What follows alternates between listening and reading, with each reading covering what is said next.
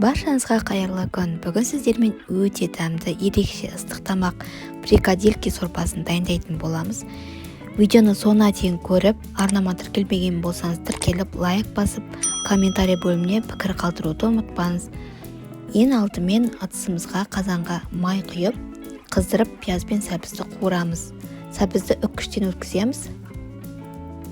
Жақсылап қуырып аламыз. Одан кейін жарты қызанақ турап салып, араластырып, тағы да қуырамыз. Бетін жауып 5 минуттай бұқтырамыз қуырып. Одан кейін картоп саламыз. Видеода көрсетілгенде майдалап турап, жуып саламыз. Тағы да бір араластырып жібереміз. Одан кейін дәміне қарай тұз, дәмдеуіштер қосасыздар.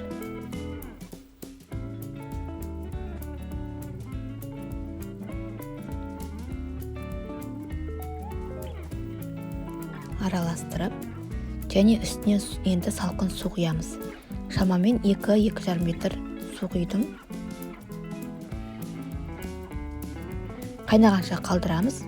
Сорпамыз қайнағанша фрикаделькилерімізді жасаймыз. Ол үшін фаршқа пиязды майдалап тураймыз. Және дәміне қарай тұз, бұрыш саламыз. Жақсылап араластырамыз.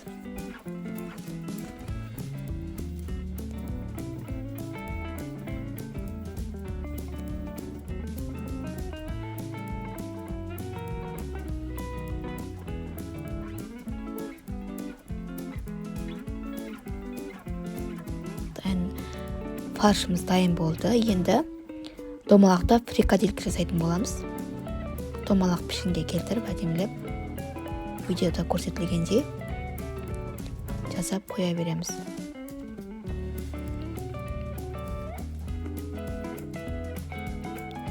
Видео астына описание бөлімінде құрамының мөлшерін қалдыратын боламын.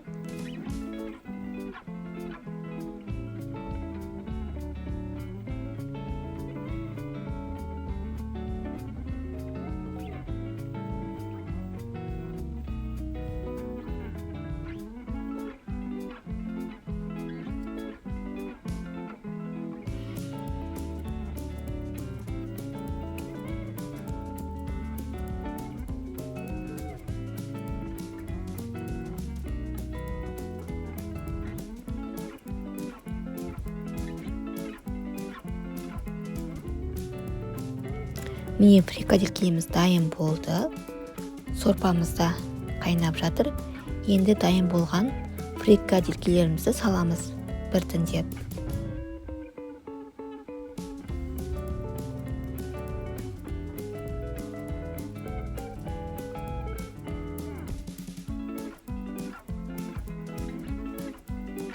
Одан кейін мен тойымды болу үшін жарты шай кесе жіңішке вермишель салдым.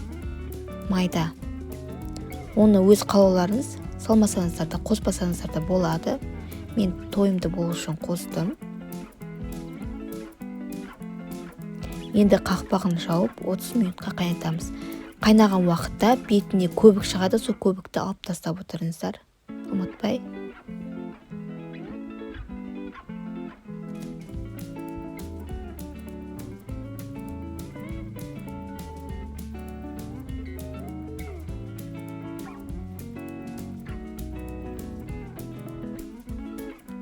Міне тамағымыз дайын болды.